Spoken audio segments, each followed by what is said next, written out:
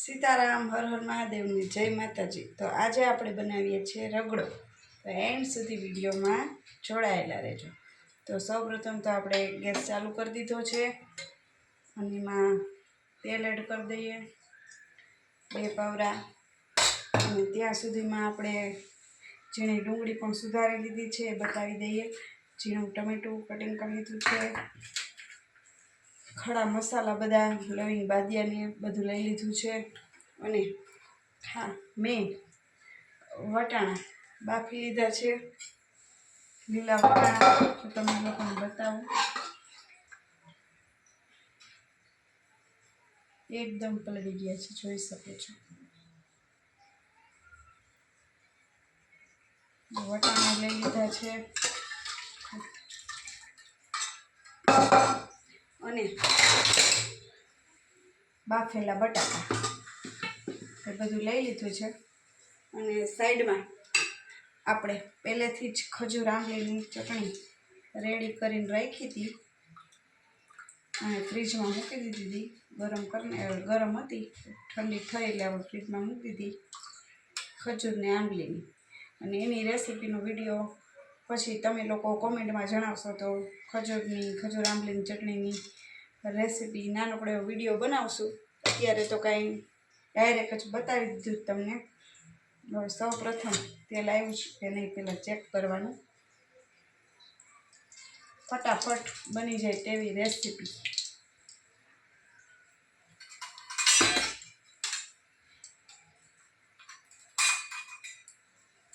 एकदम तेल आववा देवानुं छे ने साव इजी। आमां कांई एटली वार ना लागे।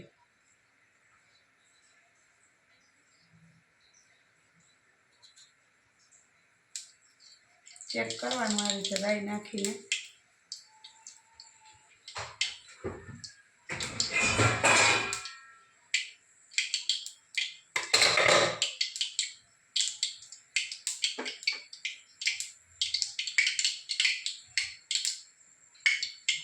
सौ प्रथम तो आप बधा खड़ा मसाला नाखी दईए।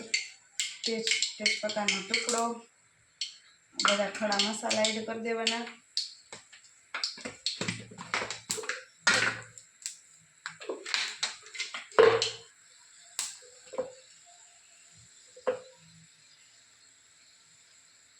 मीठा लीमड़ाना 5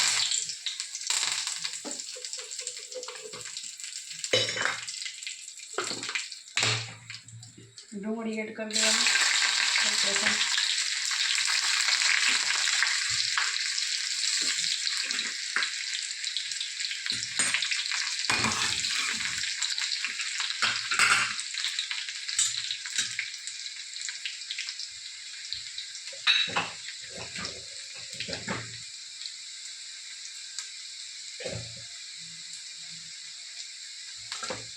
एमां नाखी देवानी हळदर। मीठું આપણે નહીં નાખીએ કેમ કે વટાણા બાફવામાં મીઠું નાખ્યું હતું એટલે અત્યારે મીઠું નહીં નાખીએ। થોડા ટમેટા નાખી દઈ ગાર્નિશિંગ કરવા માટે થોડાક રાખ્યા છે।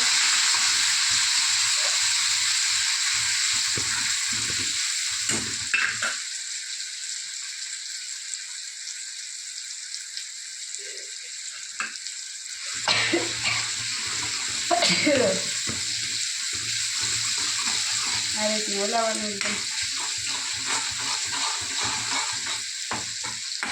डूंगળી ब्राउन थई गई है। हवे आपणे लसणनी चटणी एड कर देवानी।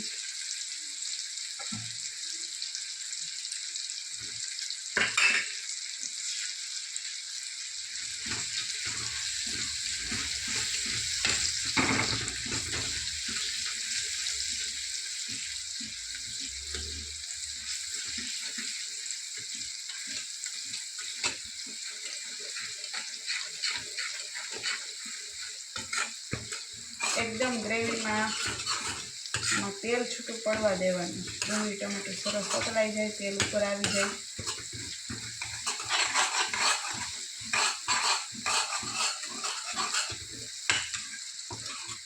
जावा मांड्युं तेल ऊपर।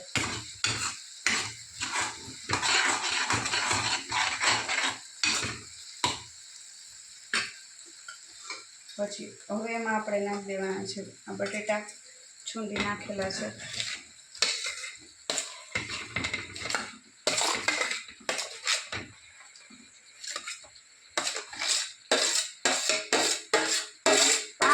બટેટા લીધા હતા મીડિયમ સાઈઝના, એટલે આ રગડો 4 વ્યક્તિ માટે બની જાય.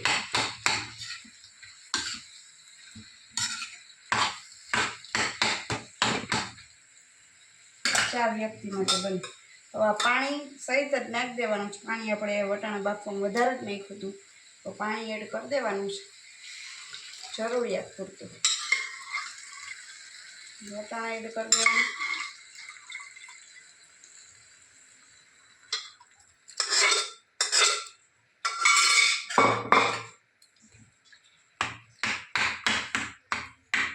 અને ખાવાનું છે રગડો પાઉં સાથે, એટલે થોડોક પાણીનો ભાગ રાખવાનો, કેમ કે પાઉં ચૂસી જાય એટલા માટે.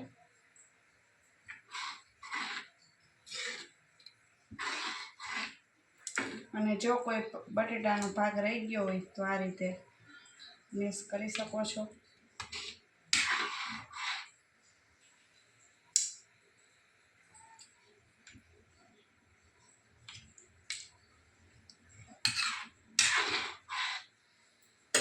પછી એની અંદર ધાણા જીરું પાવડર એડ કરી દેવાનું. ગરમ મસાલો ઓછો નાખવાનો, કેમ કે ખડા મસાલા નાખ્યા પછી તમે ઘરમાં જેવું ખાતા હોય એ મુજબ.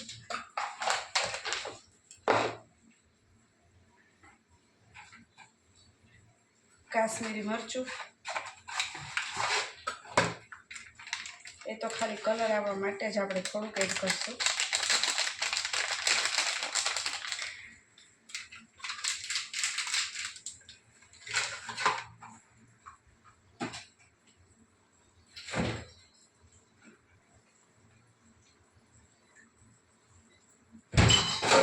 જેવું ઘરમાં ખાટું ખાતા હોય એ પ્રમાણે લીંબુ એડ કરવાનું, કેમ કે આંબલીનું પાણી છે સાથે, એટલે આપણે લીંબુ આખું લીંબુ નહીં નાખીએ, થોડુંક નાખશું.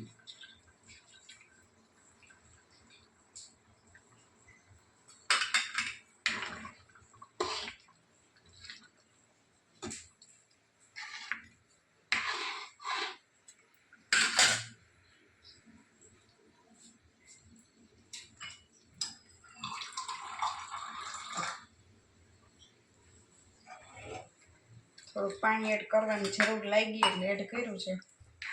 હજી પાવ એડ કરવાના છે એટલે. અને હવે ઓનલી 5 મિનિટ જેવું ચડવા દેવાનું આ રીતે ઢાંકીને.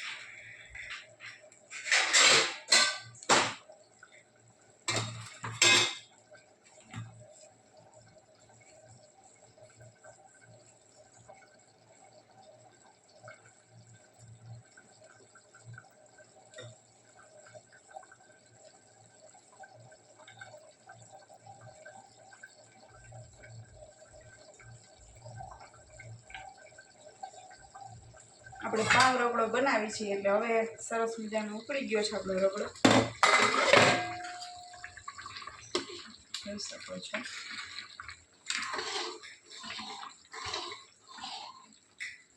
ઇઝી ફટાફટ બની જાય એવું વાનગી. અને થોડાક પાવ એડ કરવાના. આ તો તમે સ્કીપ પણ કરી શકો છો, એવું નથી કે ફરજિયાત નાખવા જેમ.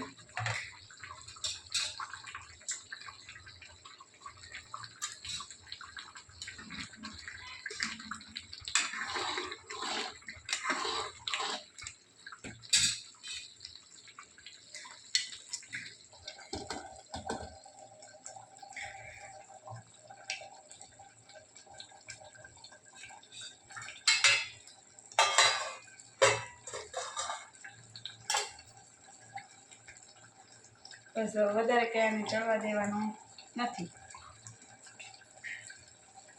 કેમ કે પહેલેથી જ વટાણા અને બટેટા બફાઈ ગયેલું હતું. તો આપણો રગડો તમે જોઈ શકો છો મસ્ત મજાનો રેડી થઈ ગયો છે.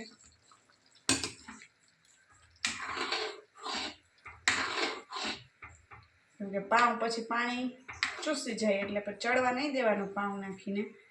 અને આપણો રગડો બનીને રેડી છે. એમાં આપણે નાખી દઈશું કાંદા,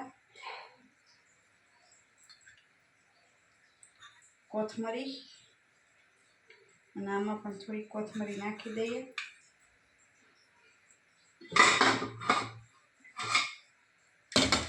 પછી નાખશું સેવ, કેમ કે ગરમ છે એટલે બહુ હાથમાં ઓલું થાય છે, પકડવામાં ગરમ લાગે.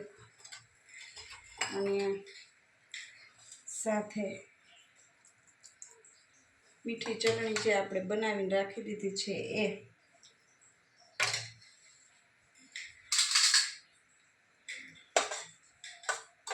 આમાં તમે દહીં પણ નાખી શકો છો.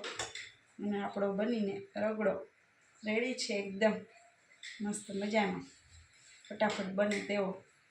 કે ચલો લાઈક, શેર એન્ડ સબસ્ક્રાઈબ કરી દેજો.